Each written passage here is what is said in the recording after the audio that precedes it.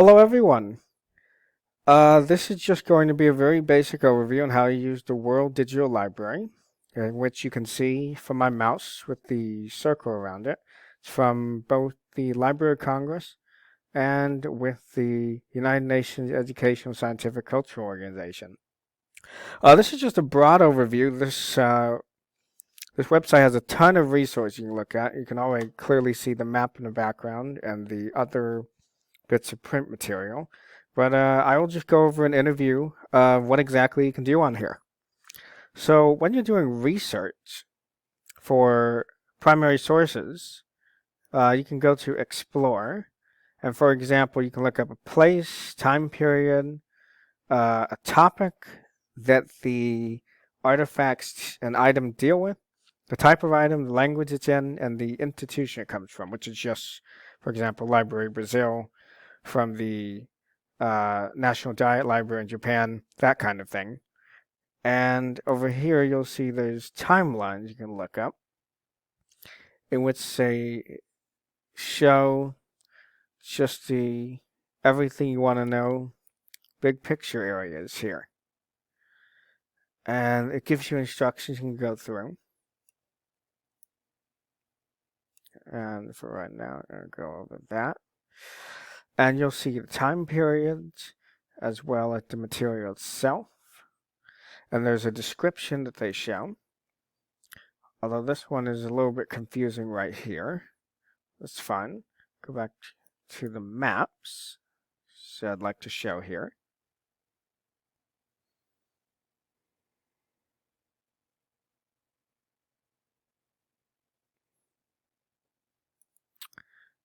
Let's go to the themes. There's Frontiers, Arabic Islamic Science.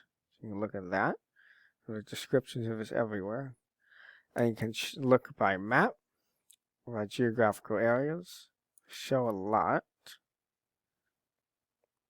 And they offer a description. A little bubble here.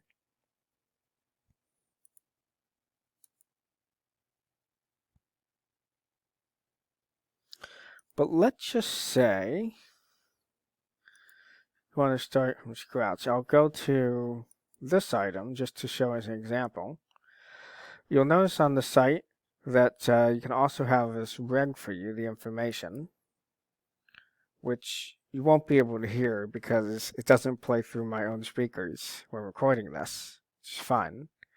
But it gives you an overall description of the piece and who founded it and cataloged it. And you see the author, the date it was created, subject of the date, its publication information, the language it's written in, the title in its original language right here, and then the area that it pertains to, as well as the subject matter that it covers, as well as anything else you might want to know regarding this, including when this was updated. So let's just click on the piece. You'll see it's a book of sorts. And down here, you can go back to the item detail right here and see the volumes or the page number.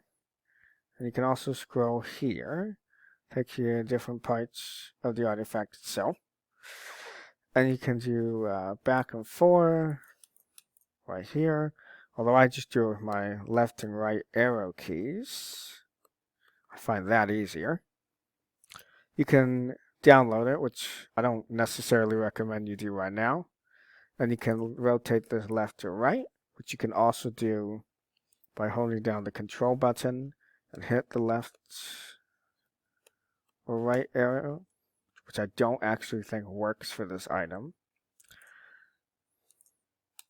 Oh, it does. Okay. And you can zoom in on the piece.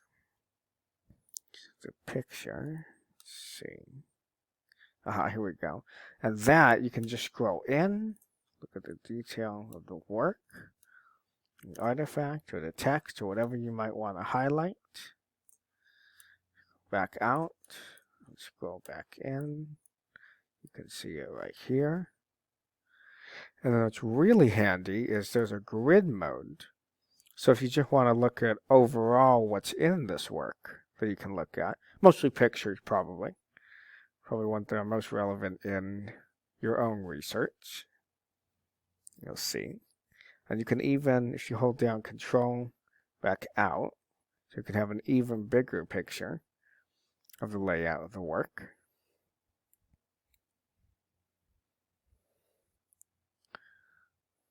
Yep. Let's scroll back in. So I'm gonna back on my mode. And you can put it on full screen, which in this case you would leave by hitting the escape button.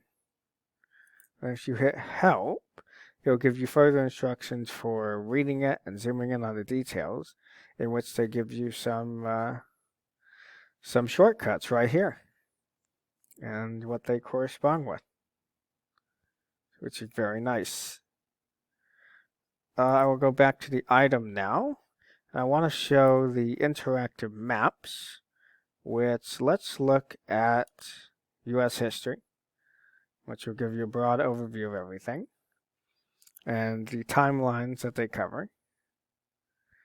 And there's the interactive map, as I pointed out, and you can just hit here on the icons. You can zoom out and get a full picture view. This one will be able to do it relative to your own location, which you don't have to do. It's just a neat option to have. And so we'll zoom in and we'll pick something from right here, New Mexico. And we have right here the spelling book for children of the Martinez de Taus family. And once again, you can click on the detail and see the grid, the item on the grid, and be able to look at this item in greater detail. Here. Zooming in. So zoom back out.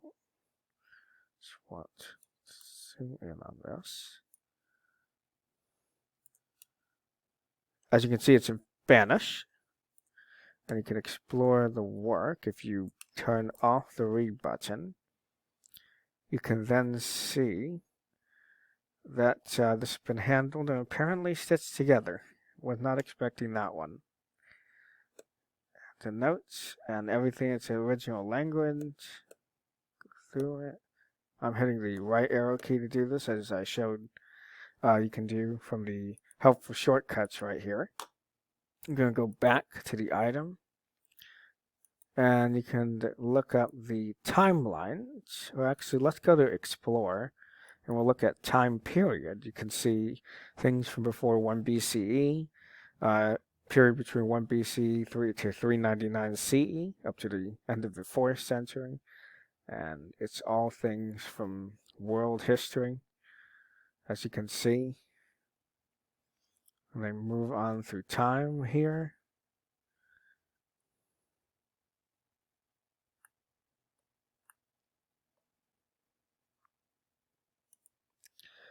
You can search it up in different languages, which they have a lot here. It's French, for example.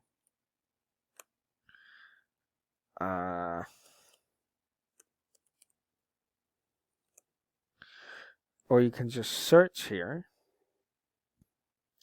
And there really is a lot. I can't go through every language that they have on the site.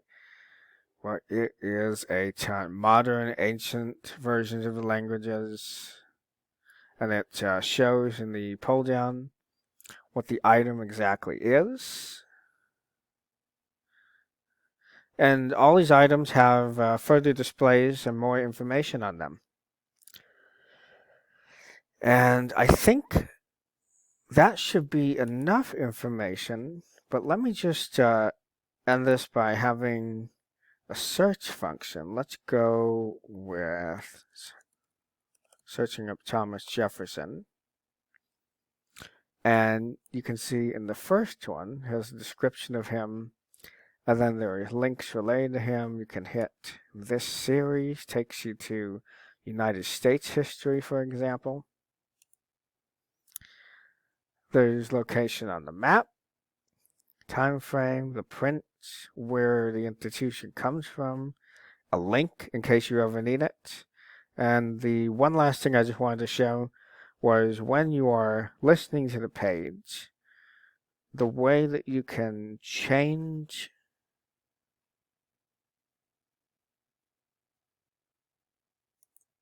the language. You hit this flag button and you can see all these languages on display in case you want to translate or have better accessibility here. And that's basically everything on World Digital Library. And everything else, it's just good searching and having good key term, which is something we'll work on. Thank you for watching this. That's my presentation on how to use World Digital Library.